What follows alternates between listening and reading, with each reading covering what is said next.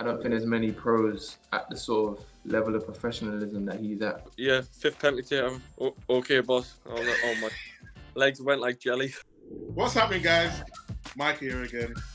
Episode 3. We've got a corker for you this week. We've got England's number 1, Jordan Pickford, and Joe Gomez.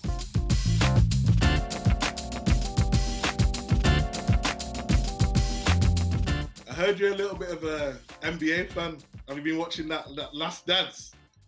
I am, I'm up to date. I'm a big fan. You realise how big he was. Like, you just obviously see the Jordan stuff and like the trainers and stuff, but he was the main man for like his whole career, really. So it's been really, and I think it's so good how much footage they had from back then. That's the one thing I was surprised. I thought it was going to be more talking and just telling you stories, but they've actually got the footage. So it's crazy. Like when you're going behind the scenes and obviously the video them through the everywhere, it's like it's footage that you don't normally get, if you know what I mean, especially when it's someone so big. That's what I'm saying. I'm surprised, especially in the locker rooms, and it's normally private, and someone like that doesn't want you filming them all the time. But I don't know, he must have been thinking ahead. But how does someone like that inspire you? Obviously it's a different sport, but how does someone like that inspire, watching that, how does that inspire you? I think just his drive and his ambition to succeed was just self-explanatory. So I think just in that sense, and then once he got to the top, he maintained that sort of level of focus and desire to stay there. And like he himself says it, like his basketball done the talking. He wouldn't be as big as he is and have all the endorsements he had if he didn't do the talking on the court. So I think just that focus and the fact that he had all of that on the side, but still basketball was number one. He was just like, all right, I'm going to show you today. And in our sport, sometimes, when we get a little bit too cocky, things don't seem to go the way we want. You know what I mean? And you're almost like you're hesitant to be making statements or doing things and saying, I'm going to do this or show you. And he was just like irrelevant. Like, I'm going to show you, and he done it. He believed in himself. He was a bit arrogant at times, but in a good way. And I think he needed that. But it was insightful. I haven't got that in my locker. But that's why he is who he is, I suppose. But growing up, you're from London, right? I can hear it in your accent. Yeah. Did you look up to someone like Rio Ferdinand? Because he obviously from London and he's a defender. Yeah, no, big time. I think just having that sort of something to relate to, him being from London and at the time, obviously, that he was, in my eyes, like that ball playing centre half that I really aspired to be like. And I mean, just playing at that sort of level at the time. Man United were just dominating, winning league titles every year, and he was obviously English. And I think he was just that period for me. Yeah, he was definitely the one I looked up to at that point in time.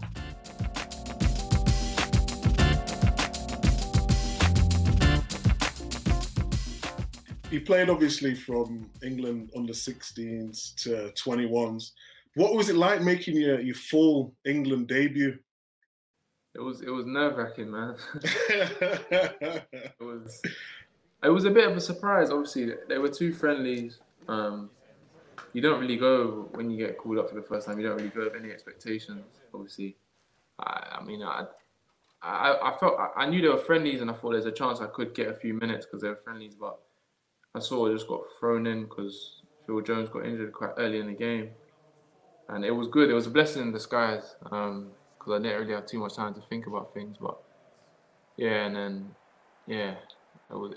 enjoyed the experience. I learned a lot just in that camp alone, just from the standard of players and how everyone trains. It's nice to go to a different environment where you see different aspects, and obviously those at that point in time is the best in the country. So it was special, man.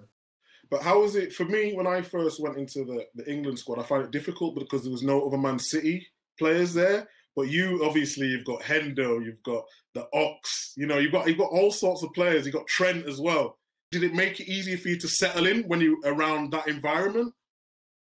Yeah, definitely. You probably know, like you went in very young, younger than me. So it's like you know how it is that you get called up and you're anxious, like that first meal, just those little things that they probably come across as more daunting than actual training sessions at times. So like to have Hendo, who's obviously a senior, he's a captain at times, and then Ox and Trent, it just helps settle in and be amongst a group of players that you can sort of lean on when you need to sit down at lunch or whatever when you're first coming in. So yeah, it's a big help and it's nice. It's nice to be amongst the team. But you missed the 2018 World Cup. Yeah. So how did that make you feel? You know, like you obviously, because everyone thinks it's just obviously the physical side, but not a lot of people talk about the mental side as well. You know, how did that affect your sort of mental health? It was tough, man. Like, because previous to that World Cup, like I had a run in the team, and then I sort of things were plain sailing in terms of timescales with my rehab. I thought, yeah, I'll be fine. I rushed it a little bit, and then came back and re-injured to the point where I needed surgery. Whereas before, it was just if I'd have just chilled and took my time. So that definitely added to the aspect and how badly I took it. I think then sort of, I mean, in the period England were really like, obviously Gareth is unbelievable, and he was speaking to me firsthand and stuff. But I think then to see what the team done and what they achieved was tough. Like just seeing the whole country behind them, and naturally you want them to do well, but you long to be a part of that. It's just a natural emotion, but it was tough, and it made me feel like, oh, am I gonna get the chance? Like it's once every 4 years, but I mean everything has for a reason. So I definitely learned from that experience. It's good now. Players at the top who's playing at your level can speak about it and that, because there's loads of players going through it, but they don't want to talk about it. It's like taboo. It's like one of those things you just put it aside and keep it to a personal level. And yeah, I mean everyone goes through it. I mean at the end of the day, I think sometimes like footballers, especially at that level, are seen like robots, or some are like the mindsets Ronaldo, and you come across, you think, yeah, these are 1 in a million. But at the end of the day, everyone's human, and everyone goes through tough times. I can admit that I've been through some real lows and felt like, oh, am I gonna play? How am I gonna? In different ways and forms, and like you say, like you don't realize sometimes it hits you more than others because like people's opinions and stuff. But yeah, it's nice that some people do speak about it, but it definitely could be spoken about more, I suppose. In terms of the injuries, like because if I could do it all again, I took for granted how important recovery was. You know what I mean? So I would just give to one, and I don't want to give you any advice because you've got your own route in life, but just the recovery is so. You see, James Milner, he's an ideal pro, and I know people give him a bit of a stick and a bit of banter about it, but if you can follow even 50% of what he does, then you'll be fine. No, and I'm so grateful to be amongst him in the dressing room. I think he probably doesn't realize that subconsciously how much he raises the standards in terms of like if there's a day off, you feel like, Millie's probably doing this, like I should be doing this too, or just every day, just his attention to detail and his pre-act every day is in the gym. Like you say, I don't think there's playing right now. I don't think there's many pros at the sort of level of professionalism that he's at and he maintains. So, but yeah, no, 100% I agree with, and I take that on board. I think, like you say, when you're young, you're a bit naive. You feel like I can get kicked. I'm not gonna pull a hammy or but for me it was similar. Like when I was 18, I had my ACL, and then it was a real eye opener. And like you have to build your body up again from scratch. So from then you put in all that work, and you think, I don't want to go through that again. Yeah, for sure. But it'll make you stronger. Definitely make you stronger. But did you have any like England memories, growing up, like a favourite goal or favourite moment that stuck with you, growing up? My memory's not good, man. But the one goal that I think always, I was young at this, I don't even know how old I was, but You know, like you always see in highlight reels of certain goals. I think that Beckham free kick, it was against Greece, I think.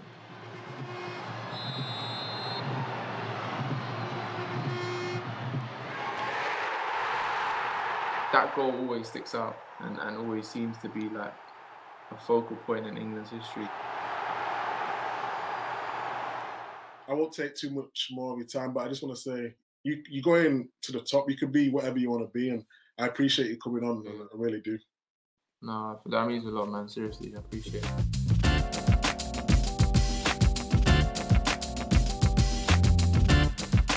What's training like for you now? What's it involving? Obviously, in lockdown. Yeah. To be fair, been doing a lot of gym stuff, walk bikes, like you say, going on bike rides.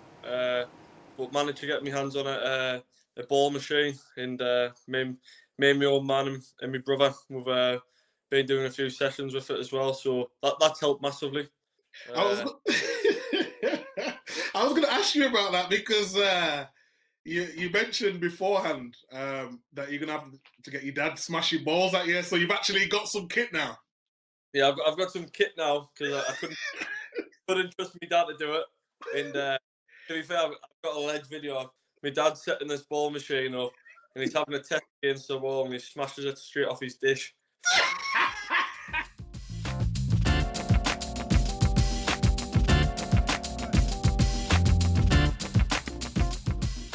As an outfield player, you can just go have a run, do what you need to do, mess around with the ball. But if you didn't have this sort of equipment, it'd be difficult for a keeper, no? Yeah, exactly. To be fair, me brother thought he's always been a centre forward, so yeah, he has a little fair share at me, but try and do my best against him. Don't give him any leeway. But no, yeah, it is a bit more difficult. But like I say, for goalkeepers, more power work. So keep myself busy in the garden.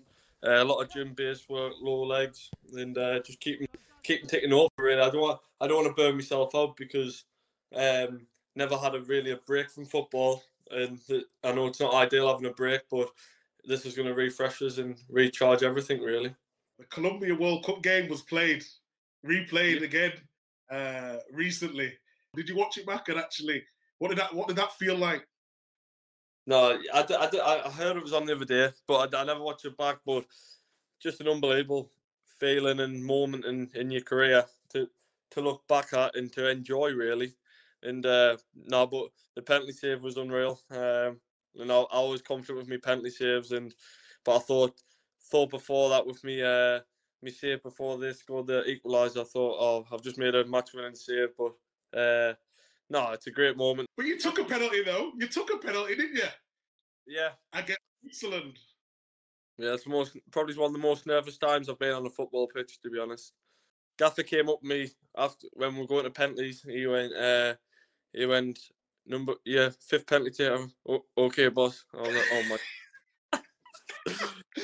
I never have you down as being nervous ever. No, I'm not on the football pitch, but that was the first time. And I think my celebration after it was like just relief. Because I knew I'm in training in training it's so easy to take a pen and score it. But when it comes to the big stage and you've got to take a pen, I was like, oh, legs went like jelly first time. You made your England debut, didn't you, against Germany? Yeah. Everyone's got their different story about when they made a debut. What did it feel like to you? Everyone, it's like a good old cliche, dream come true, really, but actually was. And like looking back, when you reflect on it, like the amount of hard work, like your parents put in, yourself you put in, the coaches growing up as a kid. I think that's like the biggest reflection and like how much you appreciate it and like where you've come from. For me, played for Sunderland, that was a dream. Playing for your home club, and to then pull that England shirt on. And having your family there, it was just amazing, really. And like you never forget it. But I think reflecting on it is when you think like each individual coach you had growing up as a 8-year-old when I was at Sunderland to going out on loan. I think you've got to just appreciate it all. But then, did you see the pressure rise once you've then made that debut? Yeah, then the expectation comes into it, doesn't it? And You've got to deal with that as well as performing week in, week out. But all you can do is perform and let your game do the talking. But it's good because for me, it makes me want to go again to the next level. You're never the finished article in football, and I just want to press on and be the best I can be myself. And that should keep us up the top, and I always aspire to be at the top. Yeah, because for me, I just, when something's not going right, I always would speak to my best mate or speak to a family member. So if things are not going right for you, how does that affect your mental health? Or is there things that you can do to change any negative into a positive? Yeah, I would like after a game, for me, I know if I've had a good game or a bad game straight away, and if I think I've had an all right game, I'll just ask my old man what you reckon, and he'll tell us straight away. Old man never lies. He'll give me the straight heads up if I've done good or bad. But no, mental health. I think the social media side of it. I think that you just stay away from that. I think one of my strongest assets in the game is my mentality and my mental strength. I think coping with game situations as a goalkeeper, you get under scrutiny, and how I feel I cope with it, and I just get on with it. I think that's always been one of my strong points in my game. I've heard you said in interviews before that Joe Hart's he was always good to you, when you got into the England squad. Obviously, yeah. he's a good mate of mine, so I know he's that kind-hearted sort of person. How was that? How was he with you? As soon as I got in the England setup, met him a couple of times, Harty, and you know yourself, he's a top lad and always will be, and he helped me massively and just guided me a little bit, to be fair. And what's it like playing for Gareth Southgate? Because I think he's inspirational, not just because of you lot have played well, but he looks through the youth as well to bring young players through. That's what I love the most about him as well. Yeah, he's unbelievable. He just as a man, really. He's like, you can just go and have a chat with him, and you can talk for half an hour, and he's always got that time of day for you. And as a manager, he's great. He knows when to get you revved up, and he knows when to keep you calm. And his staff are great as well. So him and the coaching staff, the goalkeeping coach, like all the sessions that they put on daily, and when you're there, they try and make it as fun as it can be, and give you that downtime when you need it as well. I remember I think I was under 17s at Euros, and I think the gaffer just joined the FA, and he was at the semi-final game, and then looking back, that was 9 years ago. Then now he's the manager of England, so the pathway is great for us. What I like more about the England teams of late, though, is that, when I first went in there, it was just Man United, Chelsea, Liverpool, Arsenal, and if you didn't play for them teams, you won't get in. But now, I like how it's more spread across the league, and the whole atmosphere just looks a lot better. Oh yeah.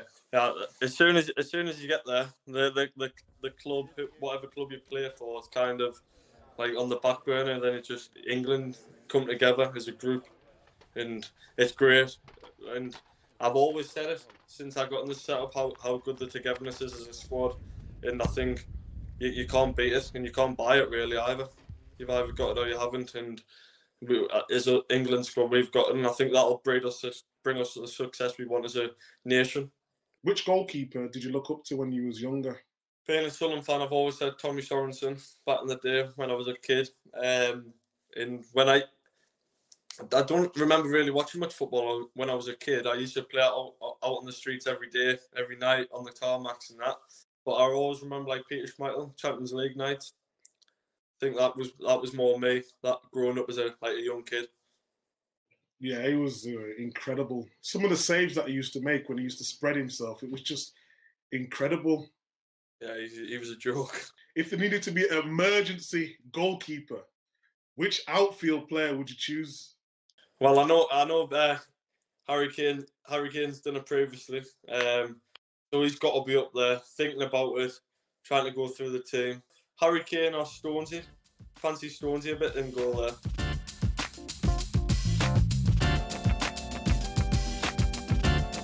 And that's a wrap, guys. Thank you very much for watching. Stay tuned for episode 4 next week.